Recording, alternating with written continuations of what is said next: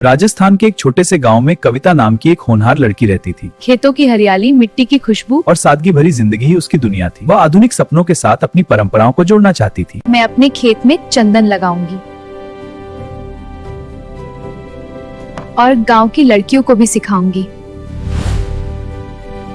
चंदन क्या है? कविता ने सबसे पहले चंदन के बारे में गहराई से पढ़ाई की। सैंटलम एल्बम दवा और पूजा में होता है। टेराकार्पस लाल चंदन, यह औषधीय गुणों के लिए प्रसिद्ध है। मैं चंदन लगाऊंगी। बेटी, ये तो बहुत लंबा इंतजार है। हाँ, लेकिन बड़ा शब्द से शब्द से आता है। मैंने एक कृषि विशेषज्ञ से पौधे मंगवाए और खेत की तैयारी की। चंदन की खेती कैसे शुरू की? मैं कविता हूँ, आइए मैं आपको समझाती हूँ। दोमट या हल्की लाल मिट्टी सबसे अच्छी है। पौधों की दूरी 8 से 10 फीट रखें। साथ में नीम या अरहर जरूर लगाएं। इतना इंतजार? हाँ, लेकिन एक पेड़ लाखों की कीमत दे सकता है।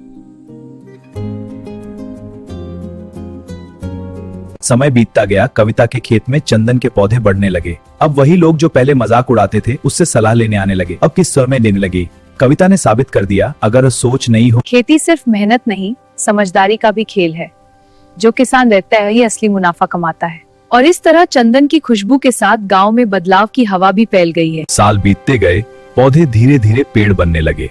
कविता ने सिर्फ खेती नहीं बदली, बल्कि सोच बदल दी। अब गांव की कई लड़कियां नई नई फसलों और आधुनिक खेती के बारे में सीखने लगी। लेकिन कविता ने हार नहीं मानी। उसने 1 एकड़ जमीन में 100 पौधे लगाए। नीम और अरहर को सहायक पौधों के रूप में लगाया। खेत के चारों तरफ मजबूत बाड़ लगाई। सैंटलम एल्बम की लकड़ी और तेल की मांग बहुत ज्यादा है। अगर दूसरे राज्य के किसान कर सकते हैं तो मैं क्यों नहीं। मैंने कई दिनों तक चंदन की खेती पर रिसर्च की। चंदन गर्म और सूखे मौसम में अच्छी तरह पक्षी लगभग बढ़ता है।